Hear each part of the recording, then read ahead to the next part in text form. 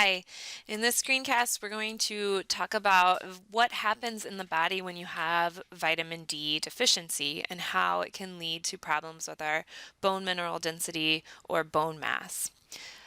But before we get into what happens with vitamin D deficiency, we need to talk about some other foundational concepts related to calcium and phosphate homeostasis in the body and the mechanism of parathyroid hormone on our body as well. So first, thinking about calcium homeostasis, there are three major players in calcium homeostasis. First, we have input of calcium, right? So this comes from our diet. Calcium has to be absorbed in the GI tract. Okay, so that's first step.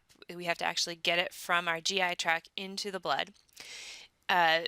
Calcium in the body is distributed in the blood. We have that tightly controlled calcium blood levels that are necessary for homeostasis, and then bone serves as this storage site for calcium so that if we start to run low on calcium, we can take it from the bone and put it back into blood.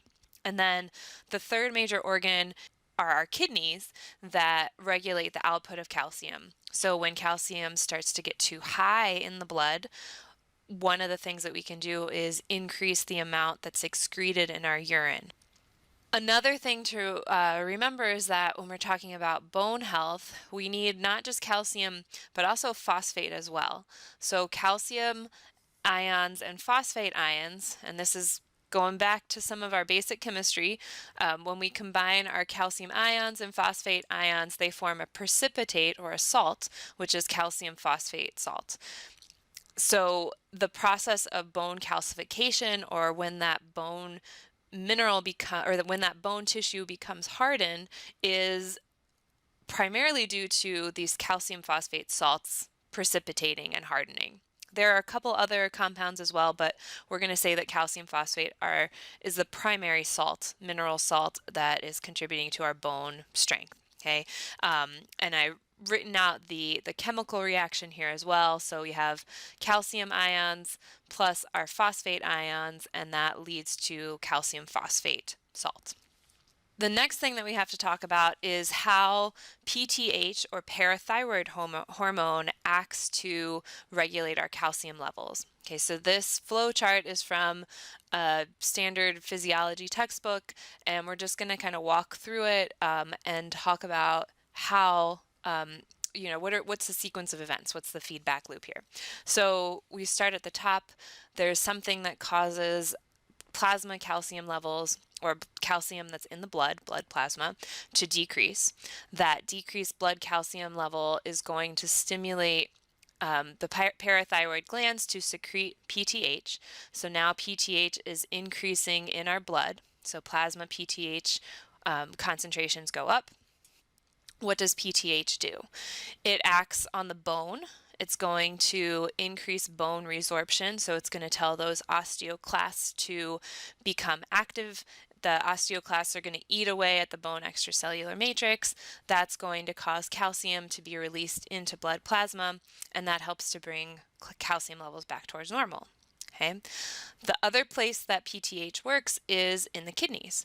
Okay, so in the kidneys, it's telling the kidneys to reabsorb more calcium, right? So the kidneys are filtering all this stuff out of the blood. A lot of the stuff that's filtered out gets reabsorbed back to the blood. PTH is telling the kidneys, hold on to more calcium. We want more calcium out of the urine and back into blood. Okay. The kidneys are also forming, what is this thing right here, right? That's a really crazy, complicated looking chemical formula. That's just the formula for vitamin D. Okay, so kidneys are producing vitamin D. The kidneys, as they produce vitamin D, they're increasing vitamin D in our blood plasma. That causes the intestines to increase calcium absorption into the blood. So we're increasing the input of calcium into the body. We're getting more calcium from the GI tract into the blood. Going back over to the kidneys, they're increasing calcium reabsorption. So that means that less calcium is being excreted in the urine. And that's also helping to restore plasma calcium levels toward normal. Okay, so all of what we've talked about so far is focusing on calcium. But remember that when we have bone resorption, it's calcium phosphate, right? So those osteoclasts are liberating both calcium and phosphate. So really, in the process of bone resorption, plasma calcium is going up, plasma phosphate is growing up. It's actually bad for the body to have too much phosphate in the blood. That can start to become toxic to the body. So what's not up here, but what is important for bone mass is that the kidneys are also saying, hey, we've got too much phosphate in the blood. We're going to start to excrete more phosphate. Okay, so what the kidneys are doing, they're holding on to more calcium, keeping that in the blood, but they're increasing the urinary excretion of phosphate, so we have less phosphate in the blood. Okay, so low phosphate, we're getting calcium back to normal. Okay, so now let's go through and talk about what happens if we don't have enough vitamin D. What's the chain reaction that's set off there? Okay, so if we have vitamin D deficiency, we're going to have less calcium that's absorbed by the GI tract. That's going to, it's not up here, but it's going to lower calcium in the blood, and that's going to stimulate PTH to be secreted from the parathyroid gland. PTH is going to increase our bone resorption, right? So we're eating away at that extracellular matrix of bone. We're getting calcium and phosphate out of bone and into blood. And because of the effect of PTH on the kidneys, we're restoring our calcium levels back to normal, but we're getting this kind of decrease in our phosphate in the blood. Okay? And I'm going to go back just a second to look at that chemical reaction really quickly. In this chemical reaction, you might remember the limiting reagent in chemistry. So in order to form adequate amounts of calcium phosphate salt, I need an adequate amount of calcium ions and an adequate amount of phosphate ions. So what ultimately happens in this situation, and I'm going to go back to our flow chart that we were looking at.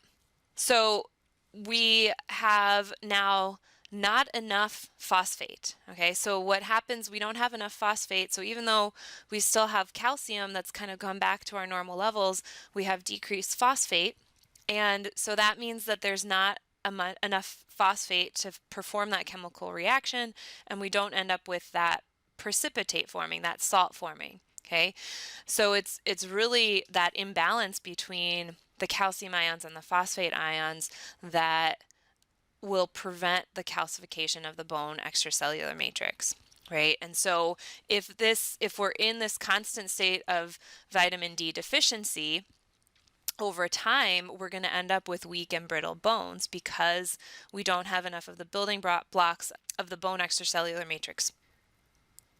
Okay, so if we have vitamin D deficiency that's occurring during childhood while our skeletal system is developing, this condition is called rickets. Okay, and what happens in rickets in childhood, your bones are supposed to be growing and lengthening as you grow in height. What often happens in rickets is that the bones are weak and they can't support the weight of the body, especially in the lower extremity. And you start to get these fractures in the femur, especially, that end up leading to a bow-like appearance, right? So the femurs kind of bow out to the side like this, as opposed to being this nice straight line. So it kind of interferes with the bone growth development. Rickets is not very common in developed countries because we're aware of the risks of vitamin D deficiency, and we supplement. Most of our food has vitamin D supplements in it. So milk is fortified with vitamin D to aid in that absorption of calcium. Infant formula is fortified with vitamin D as well. If women breastfeed, they're encouraged to give a vitamin D supplement to their infants to prevent this. If we have vitamin D deficiency in adulthood, it's a condition called osteomalacia, which literally translates to softening of the bone. And image up here is an x-ray. This is a case study that came from the New England Journal of Medicine, of a woman who came in with osteomalacia, and x-rays found that she had developed fractures in her femur, and you can see those right here. Right, and this article is linked on Blackboard, so you can read through it as well. This case presentation. The treatment for osteomalacia as well as rickets is vitamin D and calcium supplements. So we're basically giving the body back those building blocks so that they can restore bone health. And the two panels that are up here. A on the left side is before any treatment, so that's the initial radiograph.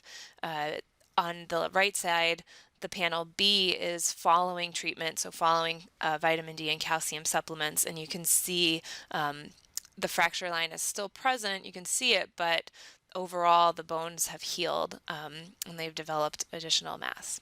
All right, so I'm going to wrap that up here.